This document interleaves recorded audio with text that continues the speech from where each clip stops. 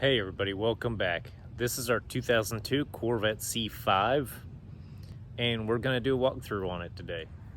Alright, so this is a bone stock 2002 Corvette C5. So again, we have Toyo tires on it. That's usually what we go with. And as you can see, completely stock other than window tint pretty much. So I got tagged in this article and it said the Corvette C5, the car nobody buys, sells, or drives. And that really is the best way to sum this thing up.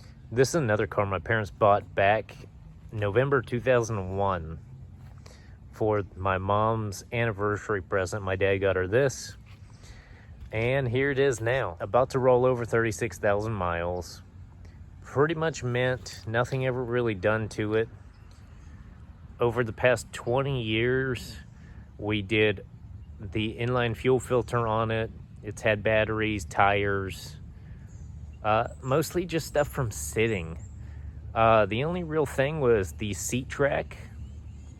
What moves it forward and back, there's these little spacers on the little screw part of the track.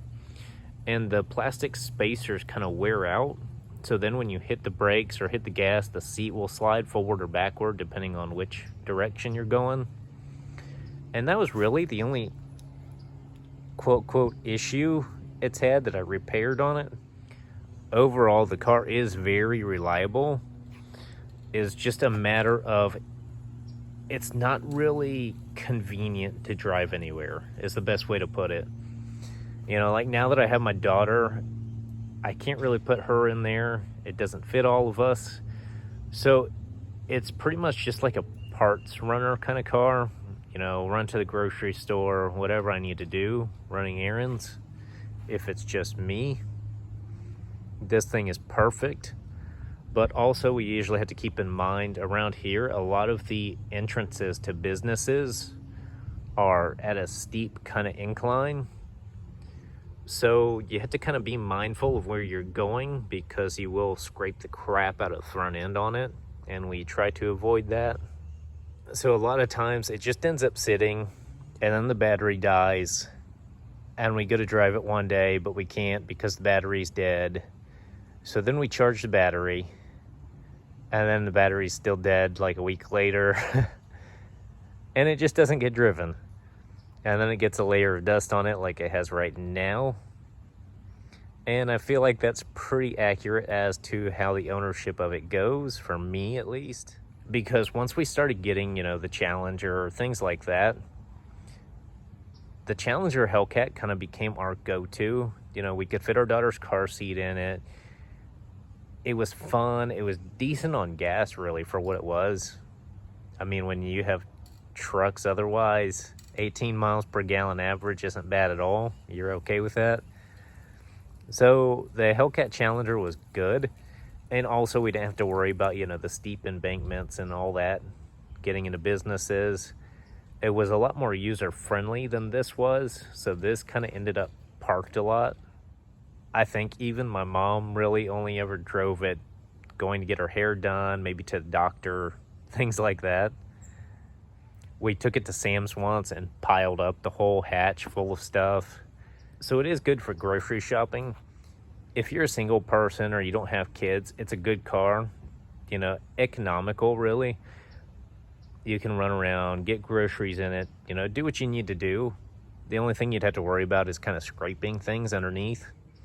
But that also depends on if you have a send-it attitude, because if you do, then it would definitely be fine. It'll be fine. Everything's fine. So as you can see in here, everything's pretty well kept. You have the usual wear on the seat, getting in and out. This bolster isn't worn at all. The driver one is. But in general, everything in here held up pretty well. The door cards are a little sticky, but you know, as long as you aren't messing with them, they're fine. At the time my parents got this car, they went all around looking at Corvettes specifically, but there just wasn't many options as far as dealers at that time that had Corvettes in stock. There was this one, there was a blue Z06 Coupe, but my mom wanted more of a convertible. So then there's a bright blue convertible with a white top. There was this one. There was the blue Z06. And I think there was a couple black ones. But the options weren't really there at that time otherwise. Pretty much what they had at the time was what you're getting. And this was a new model coming out. It wasn't the old model. It was the end of 2001. This was a 2002 model, one of the new ones. So they weren't really trying to make too many deals on things like that. But ultimately, my mom decided to go with the T-top because she didn't really like the convertible idea. They've had convertible Corvettes in the past. And she was kind of assuming she would have driven this car more than what she ended up doing. But we have both roof panels, the transparent and the painted one. So at the time, this was a loaded Corvette. It has a Z51 package, all that. And also this has dual power seats. I've seen somewhere that some passenger seats don't have power, and that kind of strikes me as a little weird. So as you can see, the little wear on the seat bolster here. Nothing too bad, but eventually, you know, that'll wear through. And naturally, we have stock 5.7 in here. That is one thing that is an issue, is the driver's side headlight, for whatever reason, never wants to work half the time. So we're always putting a new motor in here. So this car's been sitting for about 2 months. About 2 months ago, I did the driver's side headlight motor in it. And it's pretty much been sitting since. So out of curiosity, I'm gonna go ahead and turn the headlights on and see what happens. And they actually work for once. That's kind of cool. So back here again, all stock, we have the little spots that clip in our target top. And naturally we have our 3 compartments. I'm not even sure why they have this big one here, because this car does not come with a spare tire. It had run flats on it originally.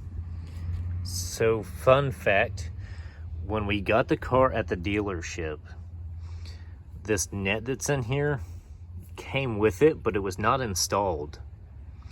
And nobody around the dealership seemed to know how to install. It's pretty known that my dad was a Corvette collector for quite a while. He still has a few. So Corvettes, Camaros, that's pretty much what I grew up on. And my dad has been hoarding cars for as long as I can remember. I would say collecting, but there's really no rhyme or reason, any particular reason he picks cars, other than that's just what he wants. So with that being said, this car isn't going anywhere. We're about 70 miles away from hitting 36,000. So maybe next year, maybe the journey up to the new house, we'll probably hit that 36,000. So you can lower this car for free. There's just a bolt on each corner of the car, and you twist it and it'll lower the car down. There's tons of videos about it on YouTube. It's probably one of the most common Corvette C5 videos you can find out there. And again, Florida, blacked out windows. As you can see, we have a theme here. So really, the C5 is gonna stay, as they always do.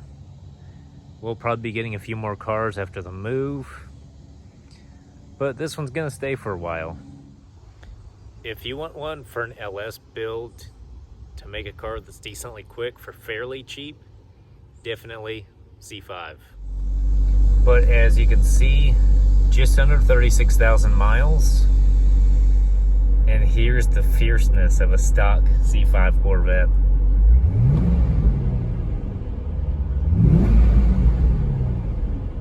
Sounds a little better than the Dyson. So that's it for today's video.